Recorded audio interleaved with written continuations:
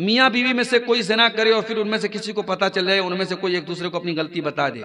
तो मियाँ या बीवी उसकी वजह उस वक्त क्या करे?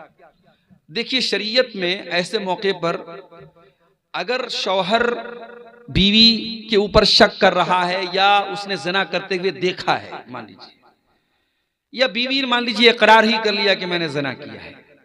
लेकिन इस्लाम में किसी के सिर्फ इकरार कर लेने से तो मसला हल होता नहीं है, या किसी पर इल्ज़ाम लगा देने से मसला नहीं हल होता है। इस्लाम में ज़िना एक बहुत बड़ा क्राइम है और उसके लिए 4 गवाह की ज़रूरत है।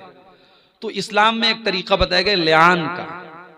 अगर शौहर औरत पर इल्ज़ाम लगा रहा है ज़िना का और औरत इनकार कर रही कि मैंने नहीं किया है, तो ऐसे मौके पर इस्लाम में लिआन का हुक्म है। लिआन में क्या होता है कि मर्द जो है वो 5 बार कसम खाता है। 4 बार वो अल्लाह की कसम खा के कहता है कि मैं सच बोल रहा हूं, इस औरत ने गलत काम किया है, और 5वीं बार वो कहेगा कि अगर मैं झूठ बोल रहा हूं तो मेरे ऊपर अल्लाह की लानत हो।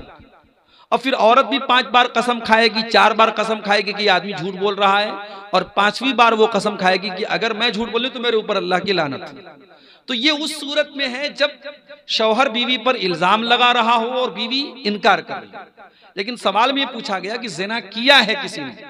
और ये बात बीवी को पता चल गई या बीवी ने किया था शौहर को पता चल गई, तो देखिए, अगर बीवी ने ये काम किया है और उसको अपनी गलती का एहसास है और शौहर उससे मोहब्बत करता है, उसको रखना चाहता है, तो उसको एक मौका देना चाहिए, उससे तौबा इस्तिग़फ़ार करवाए और आइंदा ज़िंदगी में पक्के अज़्म के साथ कि आइंदा वो ये काम नहीं करेगी, उसको अपने निकाह में रख सकता है।